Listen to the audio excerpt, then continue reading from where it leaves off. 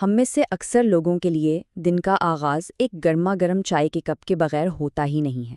یہ صرف ایک مشروب نہیں بلکہ ایک طرح سے سکون بھی ہے اور دن بھر کے لیے توانائی بھی۔ لیکن سوال یہ ہے کہ کیا یہ عادت جسے ہم اتنا صحت بخش سمجھتے ہیں واقعی اتنی ہی بے ضرر ہے؟ تو آج ہم اسی سوال کی تہہ تک پہنچیں گے اور چائے سے جڑے کچھ ایسے چھپے ہوئے خطرات پر نظر ڈالیں گے جن پر شاید ہی کبھی کسی کی نظر گئی ہو۔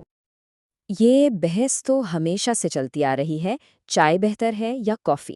عام طور پر یہی سمجھا جاتا ہے کہ چائے ایک محفوظ اور صحت مند آپشن ہے، جبکہ کافی پیتے ہوئے تھوڑا محتاط رہنا چاہیے۔ لیکن کیا یہ تاثر 100% درست ہے؟ آئیے دیکھتے ہیں کہ حقائق اصل میں کیا کہتے ہیں۔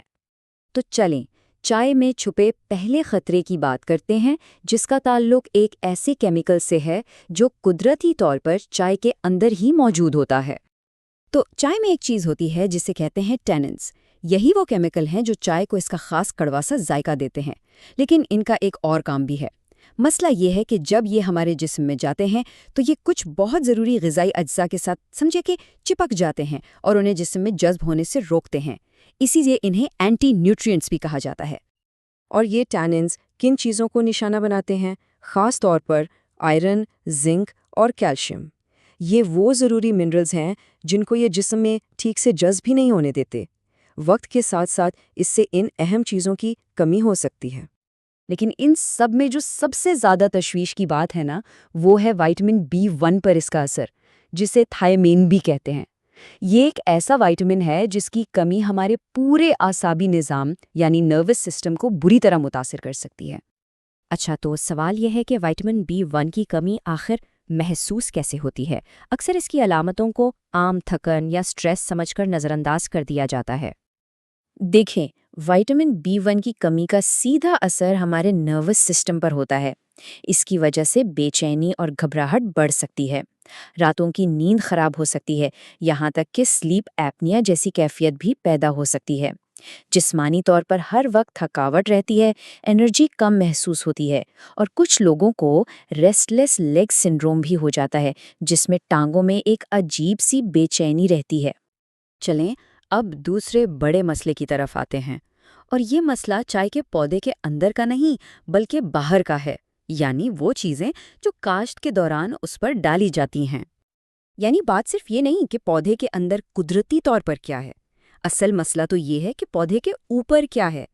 وہ کیمیکلز جو فصل کو کیڑوں سے بچانے کے لیے اس پر چھڑکے جاتے ہیں، وہ پتیوں پر رہ جاتے ہیں اور وہاں سے سیدھے ہمارے کپ تک پہنچ سکتے ہیں۔ اب ذرا یہ عدد دیکھیں، 29۔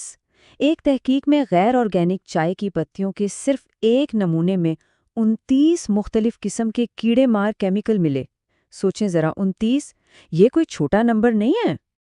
اور بات صرف تعداد کی نہیں بلکہ ان کیمیکلز کی سنگینی کی ہے۔ ان میں سے کچھ تو اتنے زہریلے تھے کہ ان کے استعمال پر قانونی طور پر پابندی ہے۔ اس سے اندازہ ہوتا ہے کہ یہ مسئلہ کتنا بڑا ہے۔ تو انہی کیڑے مار دواؤں اور آلودہ مٹی کی وجہ سے کم کوالٹی والی چائے میں صرف کیمیکلز ہی نہیں بلکہ ایلومینم، آرسینک اور لیڈ جیسی خطرناک بھاری دھاتیں بھی آ سکتی ہیں، جو صحت کے لیے بہت زیادہ نقصان دہ ہیں۔ اچھا، پتیوں کی بات تو ہو گئی، لیکن کہانی یہاں ختم نہیں ہوتی۔ اب بات کرتے ہیں تیسرے خطرے کی، جس کا تعلق پتیوں سے نہیں بلکہ ٹی بیگ سے ہے۔ یہ سارا عمل کیسے ہوتا ہے؟ اس کے 3 سیدھے سادے مرحلے ہیں۔ پہلا، ٹی بیگ جس کاغذ سے بنتا ہے اسے سفید چمکدار بنانے کے لیے بلیچ کیا جاتا ہے۔ دوسرا، اس بلیچنگ کے عمل میں ایپی کلوروہائیڈرین نام کا ایک کیمیکل استعمال ہوتا ہے، جسے کینسر کا باعث بننے والا مادہ مانا جاتا ہے۔ اور تیسرا اور سب سے خطرناک مرحلہ یہ ہے کہ جب آپ گرم پانی میں ٹی بیگ ڈالتے ہیں تو یہ کیمیکل گھل کر آپ کی چائے میں شامل ہو سکتا ہے۔ تو اس کا سیدھا سیدھا مطلب کیا ہوا؟ یہی کہ ہر بار جب ٹی بیگ استعمال ہوتا ہے تو چائے کے ساتھ ساتھ کلورین اور دوسرے نقصان دہ کیمیکلز کی تھوڑی سی مقدار بھی ہمارے جسم میں جا سکتی ہے۔ اچھا، اتنی ساری پریشان کن باتیں سننے کے بعد اب سوال یہ ہے کہ کیا کیا جائے؟ تو اچھی خبر یہ ہے کہ اس کا حل موجود ہے، اور کچھ آسان اقدامات سے چائے کو کہیں زیادہ محفوظ بنایا جا سکتا ہے۔ تو پھر ایک صحت بخش کپ چائے کیسے پی جائے؟ بہت آسان ہے، بس کچھ باتوں کا خیال رکھنا ہے۔ سب سے پہلے ہمیشہ سرٹیفائیڈ آرگینک چائے خریدیں۔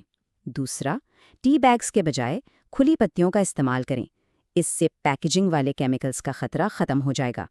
اور ہاں، کسی بھی چیز کی زیادتی اچھی نہیں، تو اعتدال میں رہنا بھی ضروری ہے۔